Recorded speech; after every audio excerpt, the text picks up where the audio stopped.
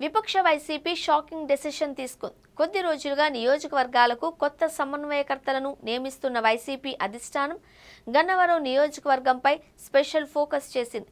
తెలుగుదేశం పార్టీకి కంచుకోటైన గన్నవరంలో సానుభూతితో గెలుపు సాధించాలి అని వ్యూహాన్ని సిద్ధం చేసింది.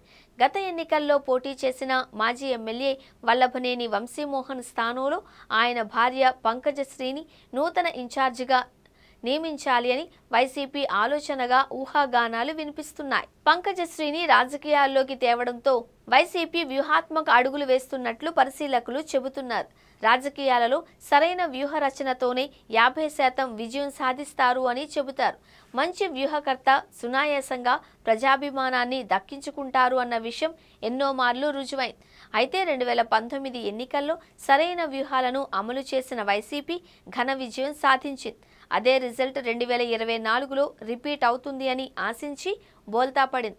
ఈ అనుభవం నుంచి ఇప్పుడిప్పుడే పాఠాలు నేర్చుకుంటున్న విపక్ష పార్టీ ప్రధాన నియోజకవర్గాలలో కూటమికి గట్టిగానే సవాలు విసురుతోంది అంటున్నారు. ముఖ్యంగా ఇటు అధికార కూటమి, విపక్ష వైసీపీకి ప్రతిష్టాత్మక నియోజకవర్గాలైన కొన్నింటిపై ఆయా పార్టీల అగ్రనేతలు ఫోకస్ చేశారు. ప్రధానంగా వైసీపీకి బలమైన నేతలు ఉన్న గన్నవరం, గుడివాడ వంటి నియోజకవర్గాలలో కొత్త ఇన్ఛార్జీలను నియమించాలి అని వైసీపీ అగ్రనాయకత్వం డిసైడ్ అయింది అంటున్నారు.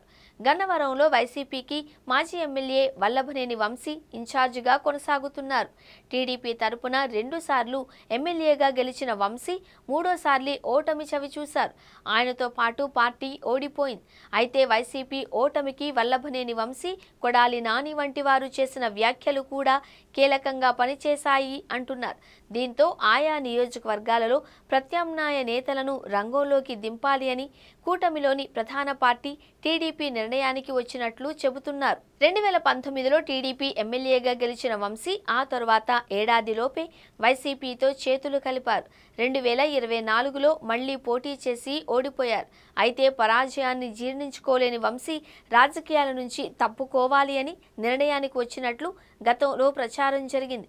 రాజకీయాలకు స్వస్తి పలికి విదేశాలలో వ్యాపారం చేసుకోవాలి అని కూడా ఆయన అనుకున్నట్లు చెబుతున్నారు. ఇక గత ప్రభుత్వంలో ఆయన వ్యవహార శైలితో తీవ్ర విమర్శలు ఎదుర్కొన్న వంశీ కూటమి పాలకులకు టార్గెట్ అయిన విషయం తెలిసిందే. దీంతో వంశీని అరెస్టు చేసి 100 రోజులకు పైగా జైల్లో పెట్టారు. కిడ్నాప్ కేసులో అరెస్టైన వంశీని వరుస కేసులు చుట్టుముట్టగా ఆయన ఆరోగ్యం పూర్తిగా క్షీణించింది. దీంతో మెరుగైన చికిత్స కోసం ఆసుపత్రికి తరలించేందుకు హైకోర్టు అనుమతి తెచ్చుకున్నారు వంశీ. ప్రస్తుతం ఆయన రూపురేఖలే పూర్తిగా మారిపోయాయి. ఈ పరిస్థితుల్లో మళ్లీ ఆయన గన్నవరం నుంచి రాజకీయం చేయడానికి సిద్ధంగా లేరు అని ప్రచారం జరుగుతోంది.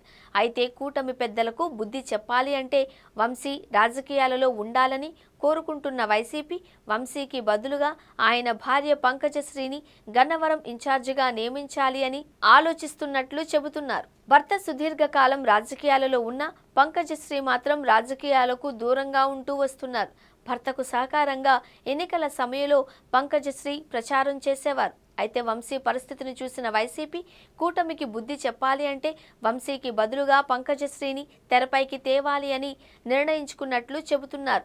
మహిళగా ఆమెకు కూటమి ప్రభుత్వం అన్యాయం చేసింది అనే విషయాన్ని ప్రజల్లోకి తీసుకువెళ్లి రాజకీయంగా లబ్ధి పొందవచ్చు అని ఊహిస్తున్నట్లు తెలుస్తోంది. శనివారం జరగనున్న గన్నవరం నియోజకవర్గ సర్వసభ్య సమావేశంలోనే వల్లభనేని పంకజశ్రీ గన్నవరం నియోజకవర్గానికి కొత్త ఇన్ఛార్జి బాధ్యతలు స్వీకరిస్తారు అని ఊహాగానాలు వినిపిస్తున్నాయి. పంకజశ్రీని తెరపైకి తేవడం ద్వారా మహిళా సెంటిమెంట్ను పొందవచ్చు అని వైసీపీ ప్లాన్ చేస్తున్నట్లు చెబుతున్నారు. అదే సమయంలో వంశీని మళ్లీ ప్రోత్సహిస్తే గతంలో ఆయన చేసిన వ్యాఖ్యలను సమర్థించినట్లు అవుతుంది అని వైసీపీ అధిష్టానం భయపడుతోంది అంటున్నారు. వంశీని పక్కకు తప్పిస్తే ఆయన వ్యాఖ్యల నుంచి పార్టీ దూరంగా జరిగిపోయే పరిస్థితి ఉంది అంటున్నారు. దీంతో వైసీపీ అధినేత జగన్ కీలక నిర్ణయం తీసుకుంటారు అంటున్నారు. గన్నవరంలో వంశీకి బదులుగా పంకజశ్రీకి అవకాశం ఇవ్వాలి అని అధినేత డిసైడ్ అయ్యారట. ఈ విషయాన్ని జైల్లో ఉన్న మాజీ ఎమ్మెల్యే వల్లభనేని వంశీ దృష్టికి తీసుకువెళ్లినట్లు సమాచారం. మొత్తానికి గన్నవరం నుంచి వైసీపీ వ్యూహాత్మకంగా ప్రభుత్వంపై పోరాడాలి అని నిర్ణయానికి వచ్చినట్లు కనిపిస్తోంది అంటున్నారు.